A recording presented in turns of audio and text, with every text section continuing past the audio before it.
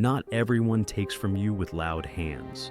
Some do it gently, through forgetfulness, through silence, through small expectations that never go away. And if you've ever felt quietly exhausted in someone's presence, but couldn't explain why, this might be the moment you've been waiting for, not to push them away, but to come back to yourself. After 60, your time becomes precious, not because it's running out, but because it no longer belongs to everyone. You've earned peace. You've given enough years to pleasing, fixing, explaining.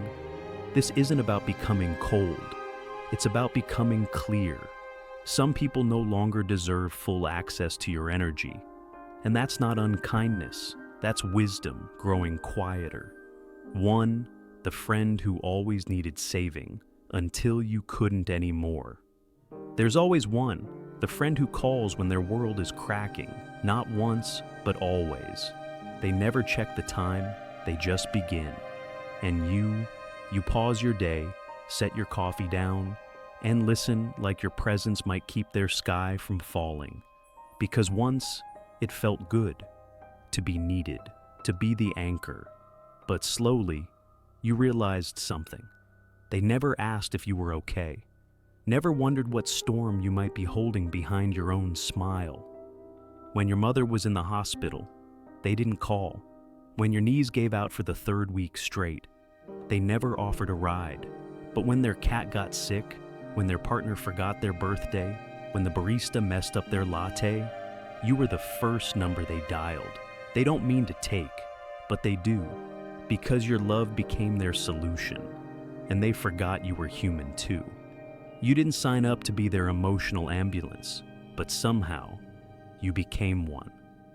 Sirens muted, but always arriving.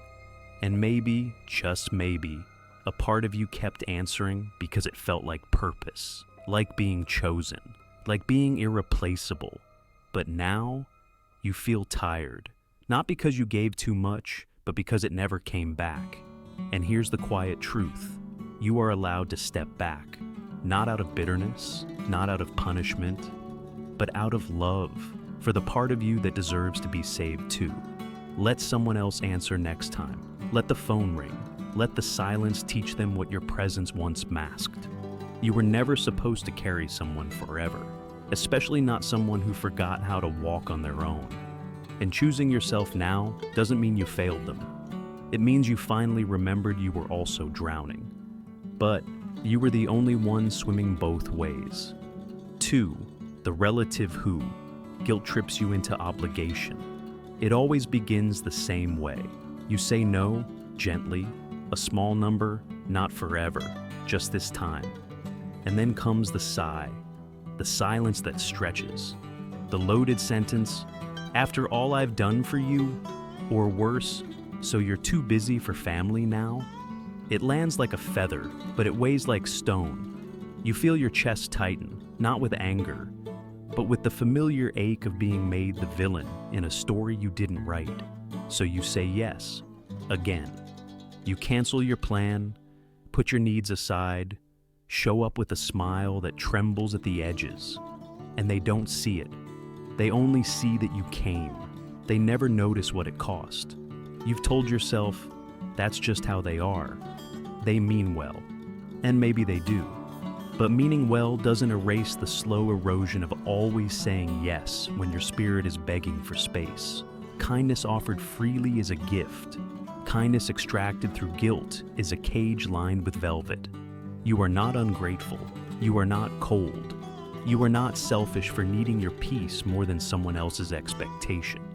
You've spent years holding everyone together.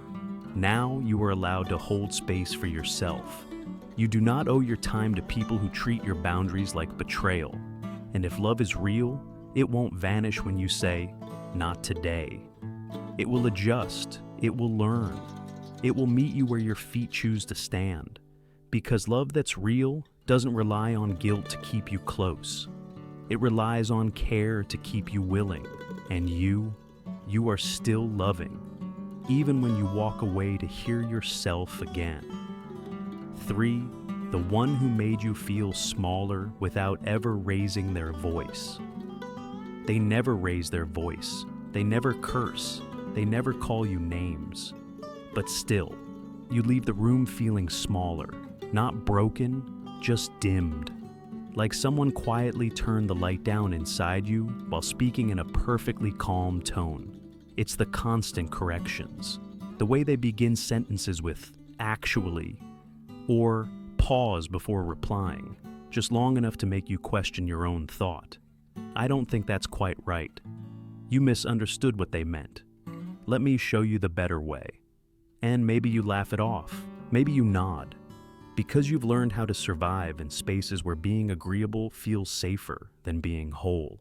But afterward, you replay the moment, the slight edge in their voice, the way they looked at you like you were close, but never quite enough. And quietly, you start choosing silence. Not because you have nothing to say, but because you're tired of being gently pushed into corners. They probably think they're helping, that their knowledge is a gift. But gifts don't make you feel smaller, and wisdom never needs to stand on someone else's shrinking. You are not being sensitive. You are being honest with yourself. Because over time, those little corrections become little losses of confidence, of joy, of presence. And now, you get to choose something else. You get to stop showing up to conversations where you're not met with equal curiosity. You get to say, "That's not how I see it." And that's okay. You get to be whole, even in disagreement. This is not rebellion. This is quiet reclamation. Not to win, but to return to the full width of your voice. You don't need to argue. You just need to stop making yourself smaller so someone else can feel right. You were never meant to shrink to make the room more comfortable. You were meant to stay exactly your size and be loved anyway. 4. The listener who never turned their ears toward you. You've listened for years to birthdays they forgot, bosses who didn't appreciate them, neighbors who parked in the wrong spot again. You've nodded softly, patiently, even when your back ached or the tea beside you had gone cold. You remembered their child's exam, their favorite brand of honey, the name of their cousin with the heart condition. You gave them space, not just to talk, but to be heard in full. But now, as you sit across from them yet again, you realize something. They've never once asked, "And how are you?" Not out of rudeness, not even malice, just absence.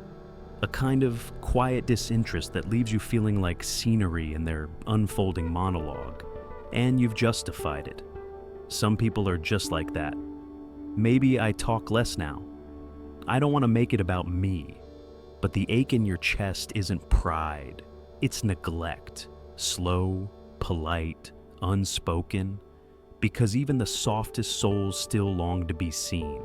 You are not needy for wanting to be asked. You are not selfish for needing a witness to the life you carry. And here's the truth that arrived quietly, like the last leaf falling off the branch. You don't have to keep pouring into someone who never noticed how empty your own cup had become. You are not just a listener. You are a living, breathing, unfolding story, still worthy of being held. So the next time the conversation tilts one way again, you don't need to raise your voice. You just need to stop offering it to someone who never earned your attention. Silence is not punishment. Sometimes it's a doorway, back to your own voice, your own thoughts, your own presence. And in that space, someone else might arrive. Someone who asks, "And how are you?" and means it. 5. The connection. That's already ended, but no one said it. It didn't fall apart. It just stopped holding. The calls grew shorter, then farther between. Now they don't come at all, unless you make them. And even then, they're filled with pauses that used to be laughter. Replies that echo effort more than affection. You used to talk about everything. What you cooked, what you dreamed, what made you feel like yourself. Now it's surface, updates. The kind of talk people call catching up, when they've already drifted too far to truly return. But still, you stayed. You kept texting first. You remembered birthdays. You asked how their father was doing, even when they forgot yours had passed. Because you thought loyalty meant holding on, even when no one reached back. Because somewhere along the way, you confused consistency with connection. And now, there's a quiet sorrow in your chest you don't tell anyone about. The kind that doesn't come from anger, but from the slow realization that some relationships end not in explosions, but in evaporation. No one slammed a door, it just stopped opening. And here's the truth no one tells you. You're allowed to stop trying, even without a final word, even if they never noticed you slipping away. Let the bridge stay. You don't have to burn it, but you don't have to keep walking across it alone either. Some bonds were meant to glow for a season, not forever. And that doesn't make them failures. It just means they served their time. And now, you get to walk toward the friendships that still feel like sunlight. You don't need an ending to begin again. Let them go with love. Let yourself stay with peace. And if the silence lingers, let it be a quiet freedom instead of a question you keep trying to answer. You didn't mean to drift. Not really. You just got quiet. Not out of anger, but from the slow unraveling of always being the one who stays. Always the one who shows up, who forgives, who answers, even when no one is asking who you are. You told yourself it was love, and maybe it was, but even love, when only poured one way, starts to feel like erosion. You didn't want to pull away, but you noticed how your shoulders felt heavier after every visit, how your smile lingered less after each call. And the guilt, it came quietly, not from doing something wrong, but from doing something different, from choosing quiet over duty, stillness over obligation. No one taught you that peace could be something you don't have to earn. That rest could be a boundary, not a betrayal. So, for years, you carried the weight of being good, even when it hollowed you. But now, something inside you knows, it's not wrong to retreat. It's not cruel to close a door you've left open too long. Sometimes grief doesn't come from what ended, but from what you kept holding far past its tenderness. It wasn't rebellion, it was remembering that your silence matters, that your energy is not a gift for everyone to unwrap. Saying enough isn't distance, it's dignity. And the right people will meet you where you no longer apologize for being whole. Maybe you didn't step back to leave. Maybe you stepped back to see yourself clearly again. Not to abandon, not to prove anything, just to stand where it's quiet enough to hear your own breath. And if that's what peace sounds like, then maybe this isn't an ending. Maybe it's a soft return to the part of you that never needed to be explained to be worthy of staying. If a name, a voice, a memory surfaced while you listened, let it be seen. Leave a small word below, not to explain, but to remember that you still have space to choose what feels right for you. This isn't a comment box, it's a quiet bench. You're welcome to rest here, that's all.